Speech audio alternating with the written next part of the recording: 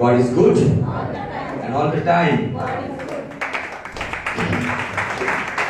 येशू चांगला आहे, येशू चांगला आहे, येशू आमच्यामध्ये आहे, त्याची उपस्थिती आपल्यामध्ये आहे. आणि आज परमेश्वराने अद्भुत रीतीने, मला बाकीच्यांचं माहित नाही पण मी देवाकडे हेच मागवतो, तुझी महिमा आज आम्हाला हवी. त्याची महिमा त्याच व्यक्तीला मिळणार आहे, उसी व्यक्ति को महिमा मिलती है जो व्यक्ति उससे वफादार है सभी बातों में. आज जिस वचन पर हम अध्ययन कर रहे हैं, खुदा की दृष्टि में आज हम क्या है, पता नहीं. मनुष्य की दृष्टि में हमारी जगह क्या है वो पता नहीं, लेकिन हम खुदा की दृष्टि में उस जगह को प्राप्त कर सकते हैं. उसके लिए कोई 5 धाम की यात्रा को जाने की जरूरत नहीं है, कोई शारीरिक ताड़ना खुद को देने की जरूरत नहीं है. वो परमेश्वर आया इस दुनिया में, पाप की वजह से मनुष्य ने खुदा की नजरों से अपनी जगह गवा दी थी. उसी जगह को प्राप्त करने के लिए उसने अपने पुत्र को 2020 साल पहले सूली पे कुर्बान किया. और उसका लहू, बाइबल कहता है कि हमारे सारे पापों को, गुनाहों को शुद्ध करता है. और वो चाहता है कि उसके बच्चे आज उस मुकाम पर पहुंचे. लेकिन ये साल का आखिरी इतवार है, ये साल का आखिरी इतवार है. शायद हमने अप्रैल से लेके नवंबर एंड तक कुछ समय तक भवन में आ नहीं सके, लेकिन जो खुदा से मोहब्बत रखता है, वो भवन हो या ना हो, वो खुदा से बेइंतहा मोहब्बत करता है और उसके मार्ग पे चलने की कोशिश करता है. लेकिन इस लॉकडाउन के दरमियान, ये साल में दूसरी बात में भी बताना चाहता हूं कि साल में बहुत सारे लोगों के व्यक्तिगत जीवन को खुदावन ने एक्सपोज किया है. बड़े से बड़े सेवक से लेके साधारण विश्वासी तक हर एक का जीवन क्लियर कट ओपन हुआ कि वो क्या थे, क्या कर रहे थे और क्या है. ये परमेश्वर की योजना थी. इसलिए उसने भवन इसलिए बंद किया था, मंदिर का दरवाजा इसलिए बंद कर दिया था ताकि ये दरवाजा खुल जाए. लेकिन कुछ लोगों ने खोला, कुछ लोगों ने नहीं खोला, कुछ ने खोलकर बंद कर दिया. लेकिन कोई बात नहीं, ये नया साल आने से पहले परमेश्वर आपसे कुछ कहना चाह रहा है.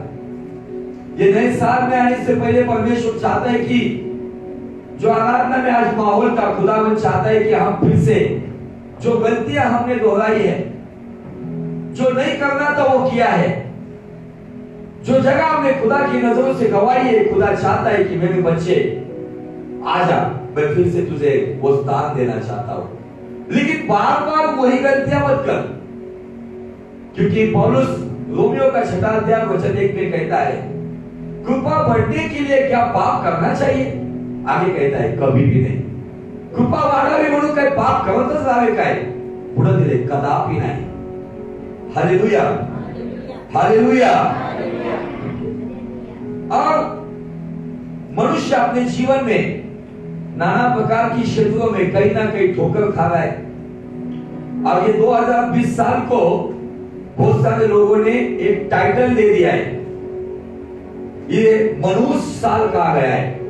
लेकिन हम यीशु में विश्वास करने वाले लोग हैं, हमारे लिए मनुष्य कुछ नहीं है. मनुष्य भी होगा ना, उसके लिए वो आशीषित करता है. Hallelujah, praise the Lord. क्यों? क्योंकि हमने रोमियो 8:28 से शुरुआत की थी. हमारा मूल वचन है 2 इतिहास 16:9. वहां पे दिया है, परमेश्वर की नजरें इस पृथ्वी के ऊपर फिरती है इसलिए कि जो परमेश्वर की नजर में निर्दोष है, उसकी सहायता में वो अपने सामर्थ को प्रकट करे.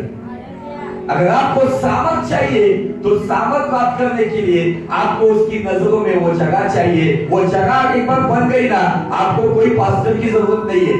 सामर्थ आपके घर तक आएगा. हालेलुया. हम केवल यहाँ पे आपके केयर टेकर के जैसे, बहुत सारे लोगों ने इंसान को भगवान की जगह दे दी है, लेकिन हम वो शिक्षा देने वाले गलत प्रचारक नहीं है. मैं केवल थोड़े समय के लिए आप में कुछ हूं, लेकिन जब ये खत्म होने के बाद जब मैं आपके सामने आता हूं ना, तो मैं आपके जैसा ही हूं। कोई अलग स्टार्ट नहीं है मेरे लिए। खुदा की नजर में जैसे मैं उसका बेटा हूं, वैसे आप भी उसके बच्चे हो। केवल कुछ समय के लिए आपके लिए अगुवाई के लिए परमेश्वर ने खड़ा किया है। तो आज जो बातें आज आने वाली उसको समझ लो, और जो समझकर अपने जीवन में अमल करेगा वही व्यक्ति अपने जीवन में खुदा की नजरों में स्थान पाएगा। छोड़ दो अभी ये हॉलीवुड बॉलीवुड, ये मटकना कटकना, ये सब सोशल मीडिया की वाहियात बातें, अपने आप को प्रदर्शित करने वाली बातें, इन बातों को छोड़ दो और आज से परमेश्वर से वाचा बांधे, खुदावन मैं आज से तुझसे वफादारी करते हुए तेरे साथ चलना चाहता हूँ, तेरे पीछे चलना चाहता हूँ, तुझ में जीना चाहता हूँ, तेरी नजरों में वो ठिकाना पाना चाहता हूँ। अगर इतना सब सुनने के बाद भी अगर हमारे जीवन में, हमारे एटीट्यूड में, हमारे जीवन में, हमारे चाल चलन में, हमारी बातचीत में अगर बदलाव नहीं है, तो मुझे आपको बताना है 2021 साल भी कुछ परिणाम नहीं लाएगा। ये 2020 का आखिरी संडे और खुदा में आगाह कर रहा है, सावधान, बदल जाओ अपने आप को। परमेश्वर उसी व्यक्ति से प्रेम करता है जो अपने जीवन को बदलता है। आज बहुत सारे लोग नाना प्रकार की बंधनों में पड़े हुए, नाना प्रकार की एडिक्शन में है। किसी की छोटी मोटी लतें छूटती नहीं है, किसी को अपने स्वभाव पे अमन नहीं हो रहा है, उसके ऊपर जयमन नहीं हो रहे, सालों से जज भी आ रहे। एक ऐसी भीड़ है जो कलीसिया में आती है, लेकिन अपने व्यक्तिगत जीवन में, उनके जीवन में कहीं ना कहीं अशुद्धता फैली हुई है। किसी के जीवन में लतों की अशुद्धता है, स्वभाव की अशुद्धता है, दुष्टि की अशुद्धता है, नाना प्रकार की पापों में, विचारों में पड़े हुए, तो बदलाव नहीं होगा। इसलिए आज परमेश्वर ने हमें मौका दिया, पता नहीं नया साल देखेंगे नहीं, क्योंकि बाइबल स्पष्ट कहता है कि कल की बात का कोई भरोसा मत रखो। दुनिया की बातें कहते, लेकिन दुनिया की बातें नहीं, बाइबल की बातें, वो कहता है कल की बात का भरोसा मत रख। आज देख, आज मैं उससे वफादार हूं, तो कल हो ना हो, लेकिन उसके साथ हो। Hallelujah, praise the Lord. तो रोमियो 8:28 को पढ़कर हम आगे चलेंगे।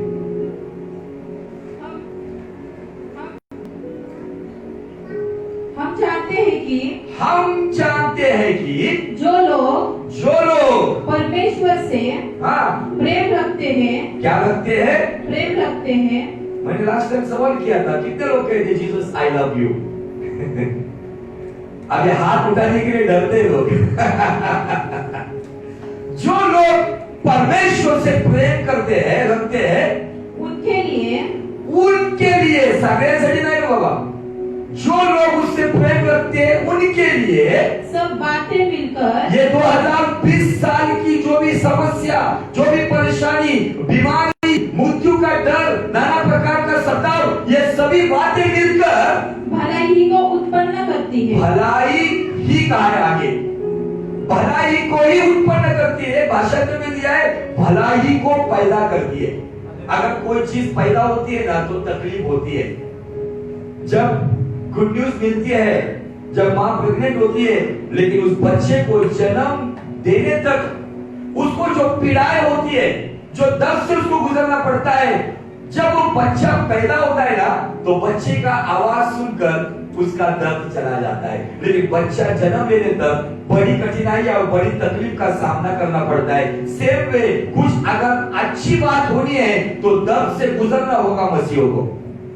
और अगर ये दर्द कोई नहीं चाहता, सब लोग चाहते comfort life, shortcut life, shortcut money, सभी शॉर्टकट में से जाना चाहता है। यीशु का मार्ग शॉर्टकट नहीं है, यीशु का मार्ग बहुत लॉन्ग कट है और बहुत सकरा भी है, चौड़ा नहीं है। और जो सकरे मार्ग से जाता है वही आनंद जीवन तक पहुंचता है। लेकिन जो चौड़े मार्ग की खोज करते हैं, अपना कंफर्ट जोन, वो कभी नहीं पहुंच पाएगा। हालेलुया। ये साल खत्म होने को आ रहा है, गौर से सुन लो ये बातों को। पहली बात तो हमने देखा है कि जो परमेश्वर से प्रेम करते हैं, परमेश्वर से प्रेम करना मतलब क्या, मैं समय बर्बाद नहीं करूंगा। पहला यूहन्ना 5वां अध्याय वचन 3, यूहन्ना का पहला पत्र 5:3, क्योंकि परमेश्वर से प्रेम रखना, परमेश्वर से प्रेम रखना यह है कि प्रेम रखने का मतलब यह है कि हम उसके उसकी आज्ञाओं को माने हम उसकी आज्ञाओं को माने और उसकी आज्ञा कठिन नहीं। और उन परमेश्वर की आज्ञा कठिन नहीं। परमेश्वर से प्रेम रखना मतलब क्या मानो क्या? केवल ये नहीं तुझे चांगला है, Lord I love you, Jesus I love you, ये बोल बच्चे नहीं चाहिए। अब प्रेम कब जताना है पता है आपको? परमेश्वर से प्रेम करना मतलब उसकी आज्ञाओं का पालन करना। अभी पालन कब करना है? कोई कहेगा कि सब कब पालन करना है? चलो कोई बात नहीं। भजन संहिता 119 एंड 143 वचन 143, Psalms 119 and verse 143, 143,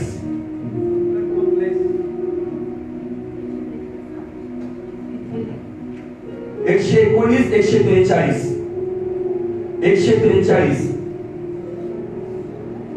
स्तोत्र 119 वचन 143, भजन संहिता 119 वचन 143, लवकर लवकर।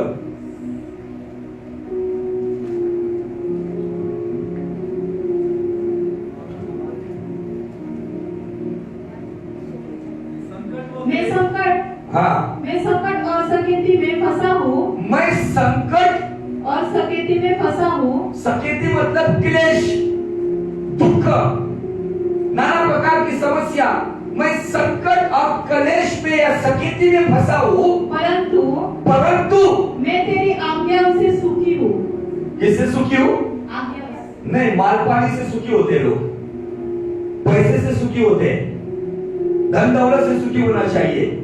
एक सच्चे मसीह की पहचान ये है, वो संकट और सकीती में फंसने के बाद भी है ना, वो कहता है खुदावन ये 2020 साल लोगों के लिए मनुष्य है, लेकिन इस साल में मैं तुझसे ईमानदार रहूं, ये आज्ञा तूने मुझे दी है, इस आज्ञा को पालन करते वक्त भले मैं संकट और सकीती में हूं तो भी मैं तेरी आज्ञाओं में सुखी हूं। मैं शरीर में दुखी हूं, मैं फाइनेंस में दुखी हूं, मैं परिवार में दुखी हूं, लेकिन तेरी आज्ञा का पालन करते वक्त मैं सुखी हूं। हालेलुया। क्या आपने ऐसी आज्ञा का पालन किया है?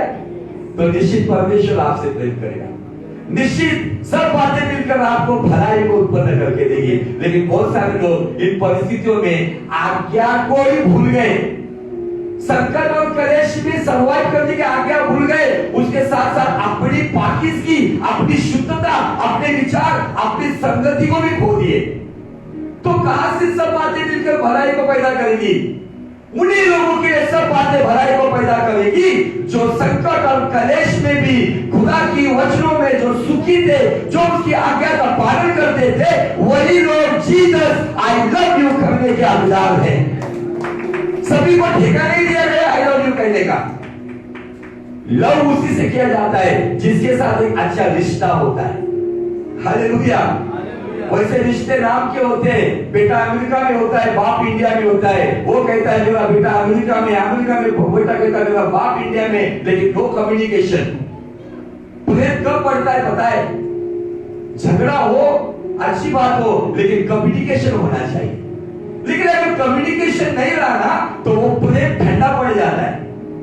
अगर वो प्रेम एक बार ठंडा पड़ गया ना, वो रिलेशन टूट जाता है। और वो रिलेशन टूट गया ना, फिर बगावत हो जाती है। और खुदावन चाहता है कि हमें उस कम्युनिकेशन को, जो शायद इस साल में हालात में उस कम्युनिकेशन को, उस नियंत्रण को शायद हमने गवाया होगा, ये साल खत्म होते होते हम उस रिलेशन को फिर से एक बार प्राप्त करें। अब वो कैसे प्राप्त होगा? हर एक व्यक्ति प्राप्त कर सकता है, और वो है पश्चाताप और पश्चाताप का फल। केवल पश्चाताप का आपका नहीं है, पश्चाताप का फल होना चाहिए। तुम्हारे फलों की गवाही या लोगों के द्वारा, परिवार के द्वारा, समाज के द्वारा आनी चाहिए कि हाँ ये व्यक्ति बिगड़ी हुई थी, लेकिन अभी हमें उसमें बदलाव दिखता है। किसी ने मुझे पूछा पश्चाताप करने के लिए फिर क्या तुम्हारे सामने घुटनों पे आके रोना चाहिए क्या? सॉरी, मैं ये कहना नहीं चाहता हूं। आपको अगर पश्चाताप हुआ है ना, तो आपके चाल चलन में, आपकी नजरों में, आपकी बातचीत में एटीट्यूड चला जाना चाहिए। आपको अगर पश्चाताप हुआ, अगर आपको लगता है कि मेरे द्वारा परमेश्वर के हृदय को चोट पहुंचे ना, तो उस व्यक्ति ने सब कुछ दुनियादारी छोड़कर कुछ समय के लिए खुदा के साथ समय बिताना चाहिए।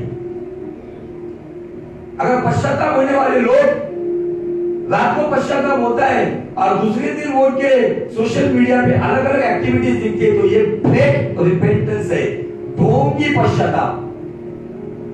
मैं एक सेविका को जानता हूं जिसने दुनिया के कोने कोने में रिवाइवल लाया।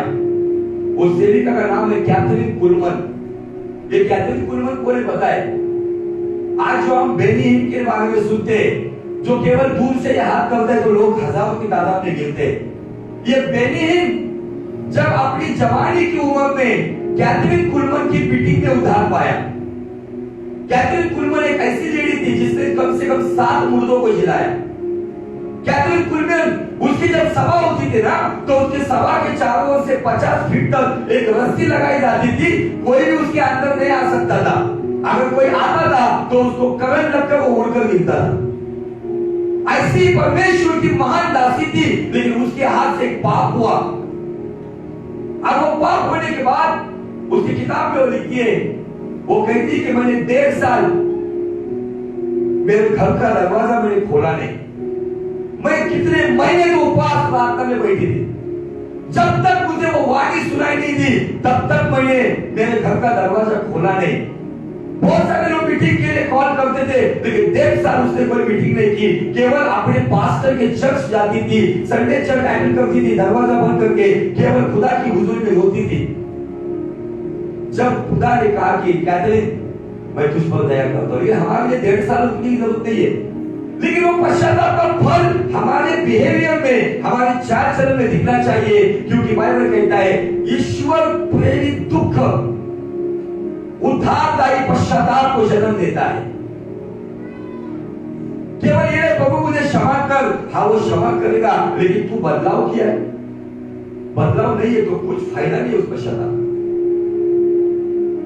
यूहन्ना बपतिस्मा करने वाला वो क्या पागल था कि जो उन शास्त्री फरीसियों को कह रहा था, सांपों के बच्चों, चिल्ड्रन ऑफ सर्पेंट, सांप के बच्चे क्यों कहा उसने?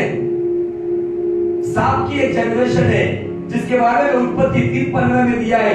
सांप की जनरेशन और स्त्री संतान की जनरेशन, इनके बीच में मैं बैर करूंगा और स्त्री संतान के सर को फोड़ेगा। ये भविष्यवाणी यीशु मसीह के लिए आदम की वाटिका से आदम हवा को बाहर निकालते वक्त की गई थी। आज मैं कौन सी जनरेशन में हूं? सांप के जनरेशन में हूं या स्त्री संतान यीशु की जनरेशन में हूं? उनको सांप के बच्चे कहने की नौबत क्यों आई? क्योंकि वो केवल बपतिस्मा की डुबकी ले रहे थे, पश्चाताप का बपतिस्मा था, लेकिन बदलाव और फल नहीं था। इसीलिए ये नौबत आई। यूहन्ना कहता है सांप के बच्चों। आज के दिन अगर ये पास्टर ऐसी बात बोलेगा तो मुझे लगता है कि केवल मैं और मेरा घराना ही यहाँ पे सेवकाई करेगा। Hallelujah, hallelujah. हाथ बांध कर बैठे हुए हालेलुया। एसी तो लगाया नहीं तो हाथ बांधने की जरूरत नहीं है। हालेलुया सुनने के बाद अपने यहोवा निस्सी चर्च ऑफ क्राइस्ट का स्ट्रॉन्ग रूल है, कम से कम एक एंटीना ऊपर जाना चाहिए। Hallelujah, hallelujah. तो आज्ञा कितने क्षेत्रों में पालन होती है? पिछले संडे को सिखाया मैंने। कितने क्षेत्र है? जरा जोर से बोलो। नंबर 1 आत्मिक, हाँ। नंबर 2 मानसिक आवश्यक नहीं गई तो आत्मिक, मानसिक, शारीरिक, भौतिक एंड पारिवारिक। ये 5 क्षेत्रों में हम चलते हैं। ये 5 क्षेत्रों से 3 क्षेत्रों में हम खुद होते हैं और जो 2 क्षेत्र बचे हुए ना, जिसमें हम समाज में परिवार में होते हैं। बाइबल हमें इन 5 क्षेत्रों में आज्ञा पालन के बारे में बताता है। अगर इन 5 क्षेत्रों में अगर मैं कोई भी आज्ञा का पालन करने में अगर मैं फेल हूं तो मैं ये कहने का लायक नहीं हूं कि मैं खुदा से प्रेम करने वाला हूं। क्योंकि परमेश्वर से प्रेम करने वालों के लिए सभी बातें मिलकर भलाई को पैदा करती है। तो आत्मिक क्षेत्र में क्या मेरा आध्यात्मिक जीवन रोमियो 12:1 के अनुसार है क्या? पढ़ो रोमियो 12:1। रोम का पत्र 12वां अध्याय वचन 1।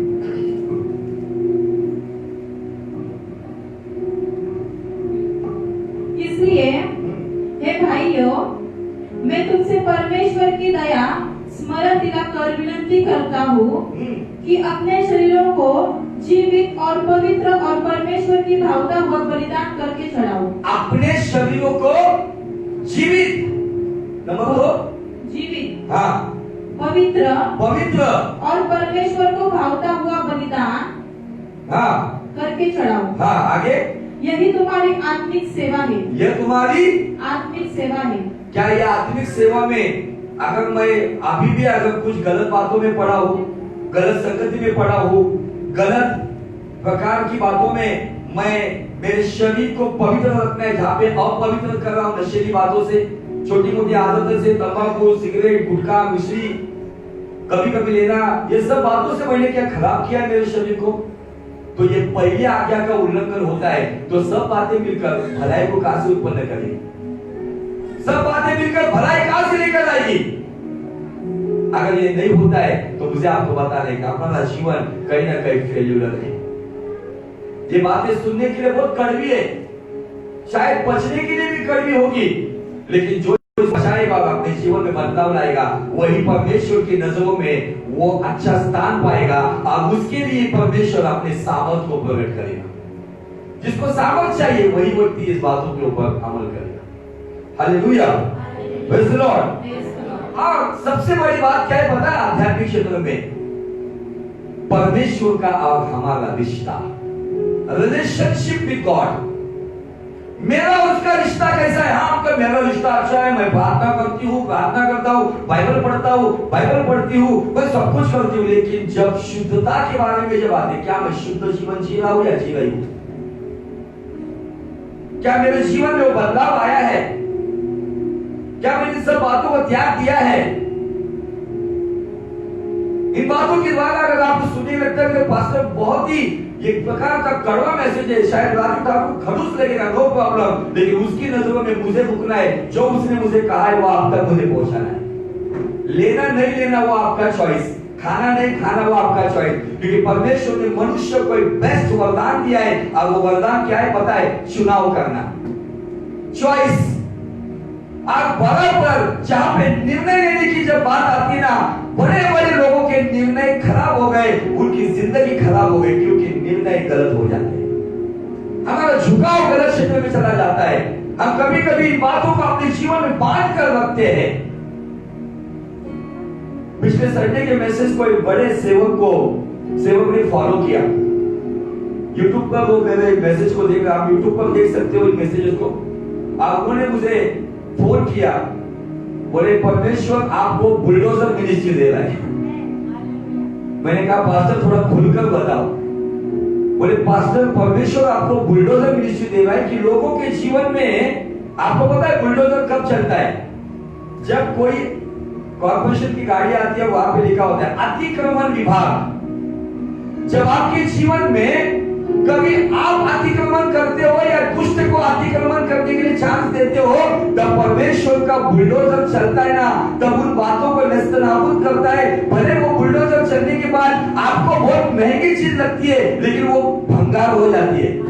बड़े बड़े दुकान भंगार हो गए जब बुलडोजर चलता है, लेकिन उसके बाद एक सही दिशा पे लोग आते हैं, ट्रैफिक सही चलता है, लोगों की तकलीफ बंद हो जाती है। शायद मेरा जीवन किसी के तकलीफ का कारण बन रहा है, और आज अगर बुलडोजर चल रहा है तो चलने दो, ताकि मेरे वजह से किसी का ट्रैफिक जाम खुल जाए।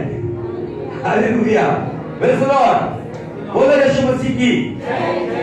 अब हमने एक पत्रस उसका पहला अध्याय वचन 15-16 में पढ़ा है कि हे बालकों, अपने चाल चलन में पवित्र बनो, क्योंकि उसने कहा है मैं पवित्र हूं, आप पवित्र हो जाओ। कितना बड़ा स्थान दे रहा है प्रभु। लेकिन कुछ लोग बोलते नहीं, मेरे लिए नहीं ये वचन। जैसे मेरी झांसी मैं नहीं छोड़ूंगी, रानी लक्ष्मीबाई ने कहा, इसलिए कुछ कही थी कि मैं मेरे जीवन की बातों को नहीं छोड़ूंगा, नहीं छोड़ूंगी। दूसरी आज्ञा थी मानसिक क्षेत्र में। मानसिक क्षेत्र में इफिसियों का 4 अध्याय वचन 31 और 32 को हमने पढ़ा। वहां पे दिया है सब प्रकार की कड़वाहट, क्रोध, कलह, निंदा, दुष्टता, इन सभी बातों को अपने जीवन से निकाल दो, ताकि परमेश्वर ने मसीह मसीह यीशु में आपको क्षमा की, वैसे आप एक दूसरे को समझ लो या क्षमा करो। लेकिन आज इस दिल के अंदर, इस मन के अंदर नाना प्रकार की इच्छाओं को भर के रखा है, नाना प्रकार की नेगेटिव बातों को भर के रखा है। अगर इस मन में ये बातों को लेकर अगर मैं चल रहा हूं, किसी को अगर मैं क्षमा नहीं करता हूं, तो मेरे जीवन में ये कड़वाहट बढ़ती जाएगी। मैं क्षमा करता हूं और क्षमा मांगता भी हूं, लेकिन मैं दोबारा वो गलती नहीं करता हूं। बहुत से बार इन बातों को बहुत साधारण रूप में लिया जाता है, अपने जीवन को महत्व नहीं दिया जाता है कि क्या गीत गाया ना हमने, मेरे मन में तेरी महिमा हो, परिवार में महिमा हो। क्या ये मन जहां पे मानसिक बीमारी है या मानसिक चंगाई है, इस बातों को हमें देखना होगा। बहुत सारे लोग एरोगेंटली, अहंकार कहां आता है, पहले यहां पे आता है, घमंड कहां आता है, पहले यहां पे आता है, फिर वो जुबान से बाहर निकालते शब्द। अगर मेरे मन में अगर मैं उस आज्ञा का पालन नहीं करता हूं, पुराना नियम नीति वचन 4:23 में मन के लिए बताया गया है, सब बातों में अपने मन के लिए सुरक्षा करो, मन की सुरक्षा। लेकिन नया नियम रोमियो 12:2 में मन का नवीनीकरण कहता है। क्या मेरे मन का मेरे आत्मा का उद्धार हुआ है, लेकिन मन का उद्धार हुआ है क्या? अभी भी मैं इन बातों के ऊपर जय नहीं पा रहा हूं या नहीं पा रही हूं? अभी भी मेरे जीवन में बातों को बहुत ही मैंने महत्व देकर रखा है, जो मुझे अच्छा लगता है, परमेश्वर को अच्छा नहीं लगता है। मेरे मन के सब दोस्त यार मुझे चाहिए, लेकिन प्रभु को अच्छे नहीं लगते। मेरे मन की संगति मुझे चाहिए, लेकिन प्रभु को अच्छी नहीं लगती। क्या प्रभु के लिए खुद को मांगने को तैयार हो आप लोग? अगर अपने जीवन में क्षेत्रों को निकालोगे नहीं, तो मानसिक क्षेत्र की वो आज्ञा का पालन नहीं होगा, और वो आज्ञा का पालन नहीं होगा, हम उससे प्यार करने वाले नहीं होते, हम उससे प्यार करने वाले नहीं होते, हमारे लिए भलाई पैदा नहीं होगी। ये वचन के अनुसार बता रहा, एक भी बात मेरे दिल से नहीं बता रहा। हालेलुया, हालेलुया, बोले यीशु मसीह की। तीसरी बात आपने देखी है, शारीरिक क्षेत्र में शारीरिक शुद्धता, देह की शुद्धता, आंख की वासना, कानों से गलत सुनना, ज्यादा से ज्यादा सोशल मीडिया पे समय बिताना। मेरा सवाल है, कितना टाइम हम हमारे परमेश्वर के साथ बिताते और कितना टाइम बेवक्त हम मोबाइल के साथ बिताते? कितनी बातें हम प्रभु के साथ बिताने के लिए आनंदित होते और कितना आनंद हमें उस मोबाइल के साथ बिताने के लिए होता? बहुत महत्वपूर्ण बात है। मेरा भटकना झटकना, किसी को बताना, रोज अलग अलग तरीके के कैरेक्टर्स दिखते हैं। आप सोशल मीडिया पे भी ऐसे रहो, फेसबुक, व्हाट्सएप, यूट्यूब जो भी यूज करते हो, ऐसा जीवन जियो, वहां पर भी इन बातों को बताओ कि नहीं, मैं परमेश्वर का बच्चा हूं। कोई पिक्चर के गाने डाल के डांस कर दे, कोई अपने कुछ स्टेटस बना रहे, कुछ स्टोरीज बना रहे। शर्म आनी चाहिए हमें मसीह कहलाने के लिए। मसीह लोगों के जीवन में ये बात नहीं होनी चाहिए। साल का आखिरी संडे, नए साल में भी अगर ये बात होती रहेगी, प्रभु कहेगा एक्सक्यूज मी, अब तू तेरा देख ले। मेरे द्वारा आगाह किया जा रहा है, तो आज बदलना जरूरी है, बदलाव लाना जरूरी है, शर्मिंदगी महसूस होनी चाहिए। हालेलुया, क्योंकि आपने वचन पढ़ा है, भजन संहिता 119 वचन 143, संकट और कलेश में गिरने के बाद भी तेरी आज्ञाओं में मैं, भले कड़वी बात भी आ गई, तुम उसमें सुखी रहने के लिए सीखो। किसी ने बहुत अच्छी बात कही है कि जो इन बातों को स्वीकार में चलता है। मैं अभी थोड़ी देर पहले भजन का वचन पढ़ रहा था, तो चलो थोड़ा सा टॉपिक को चेंज करके देखेंगे। वो वचन मुझसे बहुत बात कर रहा था। आई थिंक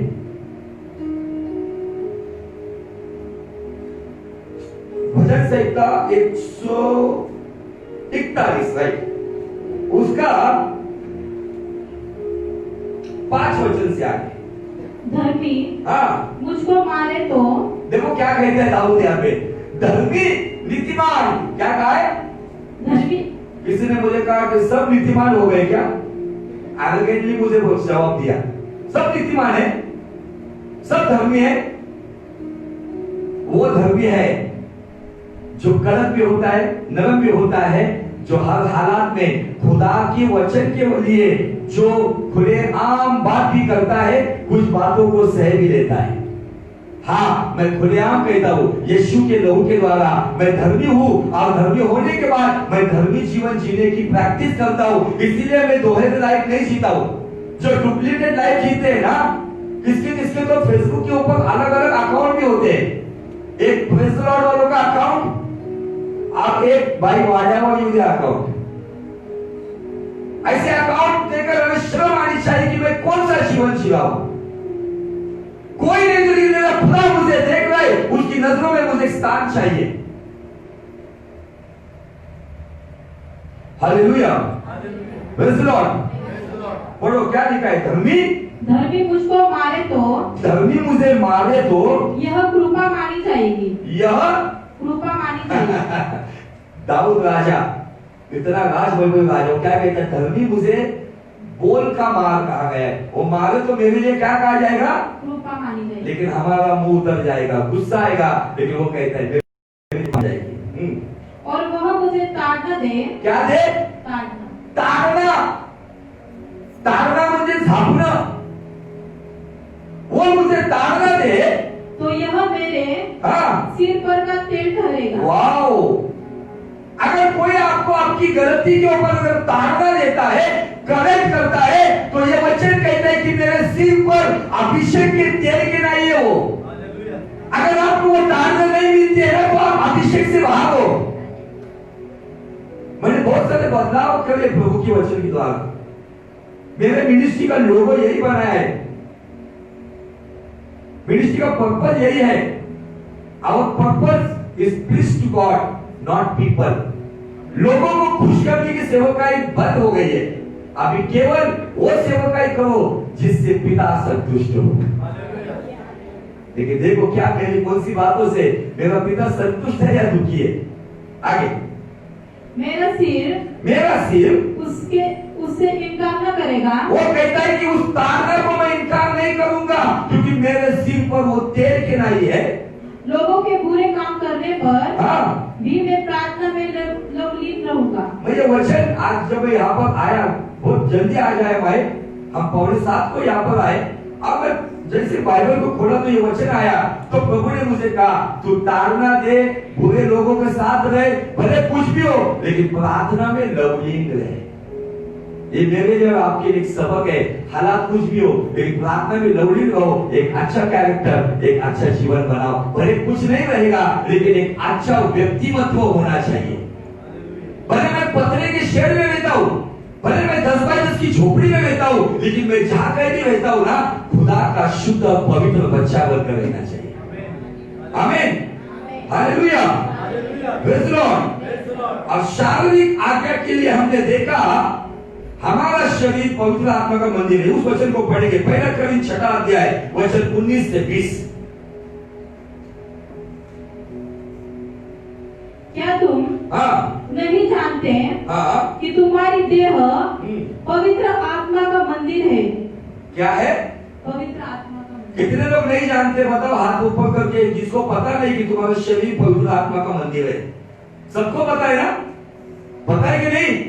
थोड़ा जोर से पता है ना?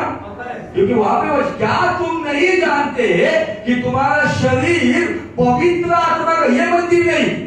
ये तो केवल हम इकट्ठा हो गए, लेकिन प्रॉपर चर्च का है तुम्हारा जीव शरीर आत्मा, ये शरीर जो तुम में बसा हुआ है, जो तुम में परमेश्वर का आत्मा बसा हुआ है, और तुम्हें परमेश्वर की ओर से मिला है, और जो परमेश्वर की ओर से तुम्हें मिला है, और तुम अपने नहीं हो। तुम आपल्या मराठी भाषेतील तुम्ही स्वतःचे मालक नाहीये। जर तुम्ही येशूला स्वीकारले ना, त्या दिवसामध्ये तुमचा मालक येशू आहे आणि तुम्हाला तुमच्या मालकाशी ईमानदार राहायचे। तुम खुद के नहीं हो, आप पे कोई अधिकार नहीं है खुद का, इसलिए अपनी मनमानी करने के लिए मत जीवन जियो, वो खुदावन के लिए जियो जिससे वो खुश हो जाए। क्योंकि दाम देकर मोल लिए गए हो। तुम दाम देकर, देखो सुनो क्या बताया यहाँ पे बाइबल, दाम देकर, दाम कीमत। आप सब लोग जो यहाँ बैठे हैं ना, बिल्कुल मीडिया से देखने वाले जो लोग भाई बहन है ना, आप सब लोग एक बड़ी कीमत देकर खरीद लिए गए हो। अब वो कीमत क्या है पता है? यीशु का अनमोल लहू। उस लहू से अगर मैं खरीदा गया हूं, और देखो अभी गौर से सुनो, अगर उस अनमोल लहू से मैं अगर खरीदा गया हूं और इसी शरीर में अगर मैं उस खुदा को नाखुश करता हूं, तो यीशु के लहू को जो अनमोल है ना, उसे आप कौड़ी मोल बना देते हो। निश्चित अनमोल लहू से खरीदा गया हूं मैं, आप भी, लेकिन मेरा चाल चलन अगर उस पिता को नाखुश करेगा ना, तो पिता कहेगा मेरे पुत्र का बलिदान इस व्यक्ति ने व्यर्थ कर दिया। जो अनमोल लहू है, उस बेशकीमती लहू को इसने बिना कीमत का कर दिया है। हमें उस लहू से खरीद लिया गया है। आगे, इसलिए खरीद लिया गया है अपनी देह के द्वारा, अपने देह के द्वारा, इस शरीर के द्वारा, हाथ के द्वारा, आंखों के द्वारा, कानों के द्वारा, जुबान के द्वारा, पैरों के द्वारा, देखने के द्वारा, बातचीत के द्वारा, अपने देह के द्वारा परमेश्वर की महिमा करो। परमेश्वर की महिमा करो। कितने हैं ऐसे अपने देह से महिमा करते हैं? हमारी आंखें बाइबल कितना समय देखती है, और हमारी आंखें मोबाइल और टीवी को कितना देखती है। हमारे कान परमेश्वर के वचन को कितना सुनते हैं, और हमारे कान दुनियादारी की बातें कितनी सुनते हैं। इस देह से क्या मैं मेरे परमेश्वर की महिमा करता हूं, तो मुझे हक है, जीसस आई लव यू। मेरा समय अगर बर्बाद मैं खुद कर रहा हूं, मेरा समय दुनियादारी में लगा हुआ हूं, तो मुझे आपको बताना है मेरा मसीह जीवन खतरे में है। मसीह उन्हीं लोगों को लेके जाएगा जो अपने देह से उसकी महिमा करता है। कोई डिनोमिनेशन उठाने नहीं जाएगा, कोई प्रेशर चर्च वाला उठाने नहीं जाएगा, वही उठा लिया जाएगा जो इस देह के अंदर उसकी महिमा करता है। इस देह से पवित्रता से उसकी महिमा करता है, मन से शुद्धता से, ईर्ष्या छोड़कर, घमंड एरोगेंस को छोड़कर जो उसकी महिमा करता है, जो इस हाथों को उठा के उसकी महिमा करता है, वही व्यक्ति लायक है। जब वो बादलों पे आएगा, उन्हें वो लेकर जाएगा। फिर वो कब्रिस्तान में क्यों ना हो, वो कब्रिस्तान से उठा लिए जाएंगे। क्या वहां जाने का मैं लायक हूं? ये दुनिया कभी भी खत्म हो सकती है, लेकिन जहां जाना है ना, वहां जाने के लिए एक नियम दिया है। तुम्हें जिस लहू से खरीदा है ना, उस परमेश्वर के लिए इस शरीर से उसी महिमा का क्या मैं कर रहा, उसी महिमा। अपने आंखों को सवाल करो, हे आंख, तू खुदा का कलाम कितना देखता है और दुनिया की बेफिजूल बातें कितना देखता है? अपने कानों को पूछो, अपनी जुबान को सवाल करो, तू कितनी बात करती है दुनिया की और कितनी बात खुदावंद की करती है, उसकी स्तुति आराधना करती है। अपने शरीर को पूछो कि तू कितना खुद का ख्याल रखता है और कितना तेरी आत्मा का ख्याल रखता है। जब कलेश और सकेती आती है ना, तब आत्मिक ब्यूटी पार्लर में हम जाते हैं। संकट और कलेश में जब हम उसकी आज्ञा में सुखी रहते, मतलब उसके वचन के अनुसार चलते हैं ना, तो ये संकट और सभी प्रकार की समस्या हमारे आत्मिक जीवन को निखार के लाते। ये बाहर का फाउंडेशन और कितना भी ब्लीचिंग लगाओ, सब फेल है, धोने के बाद सब गायब होता है। डांबर वाली लड़की को एकदम ऐश्वर्या राय बना के फाउंडेशन लगा के शादी लगा देते, लेकिन मेकअप उतरने के बाद असलियत बाहर आ जाती है। लेकिन जो व्यक्ति अपनी आत्मा को मेकअप करता है, जो अपने आत्मिक जीवन के बारे में अधिक सोचता है, उसकी आत्मिक सुंदरता खुदा को आकर्षित करती है। हालेलुया। वहां से वो कहेगा, वाओ माय डार्लिंग। यहोवा निस्सी के चर्च को देखकर कहता, wow this is my darling, I love you. भजन संहिता 119 143 में हमने क्या पढ़ा? संकट और सकीती में मैं पड़ा हूं, तो भी एक खुदावन तेरी आज्ञाओं में मैं सुखी हूं। तुझा आज्ञा बड़ा आनंद है। अभी ये जो नंबर क्या है? भजन संहिता 119 143। आई लव यू हुआ पुराना, बोलो 143। परमेश्वर कहेगा उस नंबर से। मैं सोच ये क्वेश्चन मुझे एक्चुअली वैलेंटाइन डे के टाइम पे मुझे जीसस कॉल पे बुलाया था, स्पेशल वैलेंटाइन डे पे प्रचार करने को। तब खुदा ने वचन मुझे दिया। क्या हुआ, मैं जा रहा था वाडिया कॉलेज से और मेरा फोन आया, मैं रुक गया तो 2-3 कपड़े से दूसरे को बोल रहे थे 143 143 143 143। मुझे समझा नहीं है क्या 143। मैंने एक बच्चे को रुका, ये क्या है 143? वो कहता अंकल आपको पता नहीं, पता नहीं क्या है 143 मतलब 1 for I, 4 LOVE 4, YOU 3, shortcut में 143। अभी आई लव यू भी फास्ट फूड में आया है। वहां पे यीशु कहता है जो संकट और सकेती में मेरी आज्ञा में सुने, वो कहता है 143 आई love you. Hallelujah, praise the Lord. क्या वो आपसे प्यार कर रहा है? ऐसा जीवन चाहिए?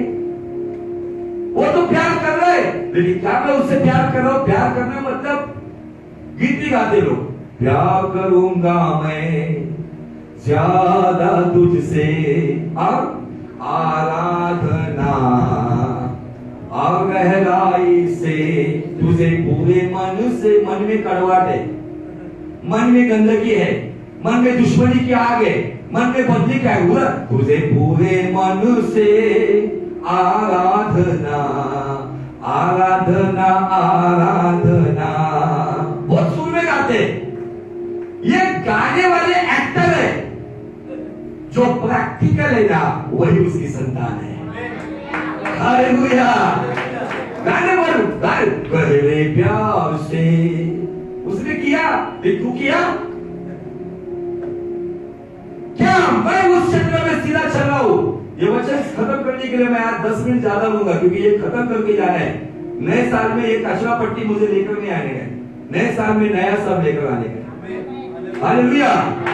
इसलिए 10 मिनट आप इंडियन टाइम में आए तो मैं आपको इंडियन टाइम में ही छोड़ूंगा। बोलो यीशु मसीह की ओके। फिर ये जो बातें मेरे शरीर का मंदिर है उसमें अगर रहे, तो अगर ये रहने के बाद मैं खुदा की प्रार्थना करता हूं, वो प्रार्थना मानी जाएगी, वो दुआ कबूल होगी। तो इसलिए आज से एक निर्णय ले लो, खुदावन मेरे जीवन से सब बातें मैं हटा देता, नहीं चाहिए मुझे मेरा एटीट्यूड, मेरा सब गलत बात, मेरा ज्यादा से ज्यादा ये सब सोशल मीडिया, मोबाइल पे टाइम, टीवी पे टाइम। कुछ लोग टीवी की बीवी बन जाते हैं। पति आता है तो उसको पानी नहीं पूछते, टीवी की बीवी बन जाती है, टीवी उनका हस्बैंड बन जाता है कुछ लोगों का।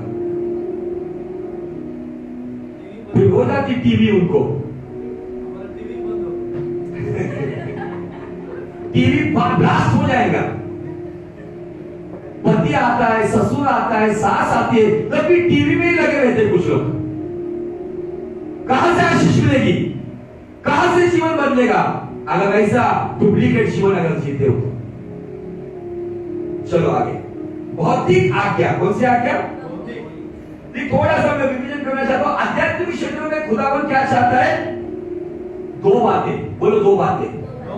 नंबर 1 पवित्रता और नंबर 2 रिश्ता। बोलो रिश्ता। बोलो तो पिक्चर का गाना मत लो, ये रिश्ता क्या कहलाता है। मुझे लगता है वो गाना लिखने वाला आदमी बहुत भारी है। पूछो अपने आप को, खुदा के साथ मेरा रिश्ता क्या कहलाता है? एक अधर्मी, पापी और गलत लाइफ जीने वाला, क्या उसकी चुनी हुई संतान का रिश्ता है? आध्यात्मिक क्षेत्र में ये 2 बातें हैं, मानसिक क्षेत्र में 2 बातें हैं, और वो है मन की शुद्धता और क्षमाशीलता, जो नीतिमान धर्मी व्यक्ति की पहली पहचान है। हालेलुया। शारीरिक शुद्धता में देह की शुद्धता, अभिलाषा और वासना पे विजय चाहिए।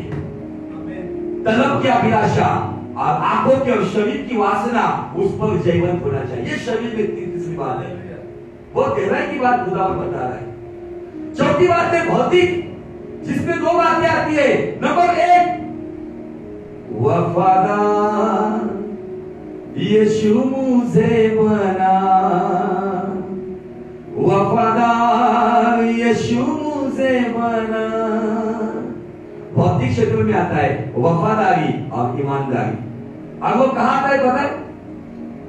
जो नौकरी करने वाले यहां पे, उनकी वफादारी अपने मालिक के साथ, जो बिजनेस करने वाले उनकी वफादारी अपने कस्टमर के साथ, जो वफादारी से नौकरी करते हैं, अपने मालिक का कोई नुकसान नहीं करते, मालिक हो या ना हो लेकिन वो वफादारी से काम करते हैं, जो अपने ड्यूटी में कोई भी वहां पे अव्यवस्था या कोई भी बदतमीजी नहीं करते हैं, जो अपने ग्राहक को ठगते नहीं है, जो अपने मालिक के साथ वफादारी करते हुए जो काम करते ना, इनका ये काम में 100 में गिना जाएगा। लॉकडाउन के दरमियान मम्मी ने मुझे फोन किया, मेरे मालिक ने बोला है कि आना पड़ेगा, आप उधर आ जाओ, तुम्हारा कोविड-19 का टेस्ट करने देंगे, तुमको काम पे आना जाएगा। ये वफादारी है। लेकिन कुछ लोग अपने मालिक के साथ, बाइबल बहुत सारी बातें बताते हैं, आपको फटाफट पढ़ना पड़ेगा, उसके लिए हम पढ़ेंगे पहले इफिसियों की पत्री 6 अध्याय और वचन 9। हे स्वामियों, यहाँ पे मालिकों के लिए दिया है। तुम भी धमकियां देना छोड़कर, धमकियां देना छोड़ दो, कामावर काढून टाकर, पण मालिक असं त्याच्यासाठी उनके साथ वैसा ही व्यवहार करो, उनके साथ वैसा ही व्यवहार करो, क्योंकि तुम जानते हो कि उनका और तुम्हारा दोनों का स्वामी स्वर्ग में है। मालिक और नौकर का एक स्वामी जो स्वर्ग में बैठा हुआ है। Hallelujah, praise the Lord. आगे का वचन कलसियों का 3 अध्याय वचन 22। हे सेवकों, काम करने वाले सेवकों, फिर तुम झाड़ू पोछा करते होंगे, मेड का काम करते होंगे, सिक्योरिटी गार्ड होंगे, जो भी काम काज आप करते हो, हे सेवकों, जो शरीर के अनुसार तुम्हारे स्वामी है, सब बातों में देखो, सब बातें मतलब आपका मालिक सामने हो या ना हो, कोई चीज उठा कर लाना नहीं, कोई भी गलत काम करना नहीं, कोई भी वहां पे उसको आपको दोष देने का कारण बने, ऐसा कुछ करना नहीं। भले कोई नहीं देख रहा है कि मेरा खुदा देख रहा है, उस वफादारी से मालिक के हाथ के नीचे काम करो। आगे, सब बातों में उनकी आज्ञा का पालन करो, सब बातों में उसकी आज्ञा का पालन करो। नहीं, ये नहीं करूंगा मैं, ये नहीं करूंगी मैं, वो पगार देता है आपको, वो फुकट में आपको काम करवाता है। सब बातों में उसकी आज्ञा का पालन करो, ये काम करने वाले एम्प्लॉय के लिए बाइबल कहता है। आगे, मनुष्य को प्रसन्न करने वालों के समान, मनुष्य को प्रसन्न करने वालों के समान दिखाने के लिए नहीं। हाँ, कुछ लोग मालिक के सामने पोछा लगाते, मालिक गया तो वैसे ही हो जाता हो दिखाने के लिए नहीं, परंतु मन की सिधाई और परमेश्वर के भय से। हाँ, मन की सिधाई और परमेश्वर के भय को अगर एक करोगे तो आती है वफादारी।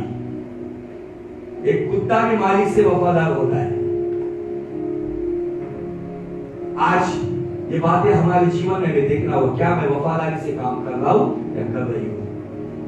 अभी थोड़ा सा इन बातों को अभी हम ईमानदारी में लेकर आएंगे। भौतिक क्षेत्र में कितने लोग काम करने वाले यहाँ पे जरा हाथ उठाकर दिखाएंगे। काम करने वाले जरा अच्छा हाथ उठाओ, जरा ऐसा मरा हुआ हाथ नहीं चाहिए मुझे। जो काम करते, पगार लेते, वो लोग हाथ उठाओ। मैं घर का काम नहीं कर रहा, जो जाकर कहीं ना कहीं कुछ काम कर रहे, कितने सारे हाथ है, बरोबर। अभी मेरा सवाल ये है, आप जहां काम करते हो उस मालिक से वफादार रहो, आप जिस परमेश्वर के बच्चे हो उससे ईमानदार रहो। फिर वो ईमानदारी कैसी? आप कहेंगे राजू ठाकुर आप पैसों की बात कर रहे, सॉरी, आप पैसा अगर देते हो तो खुदा के लिए दे दो, हमारे लिए नहीं चाहिए।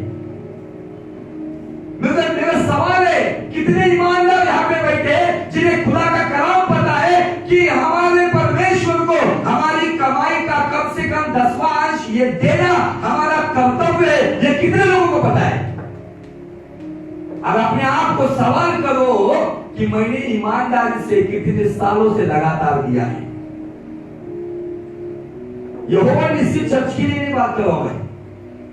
अगर मैं मेरे काम करने वाले मालिक से वफादारी करता हूं तो वो मालिक मुझे जो देता है, वो काम करने के लिए मुझे जो सामर्थ मिलता है, वो परमेश्वर मुझे जिंदा रखता है। मैं उस पिता के साथ, उसके साथ कितना ईमानदार हूं।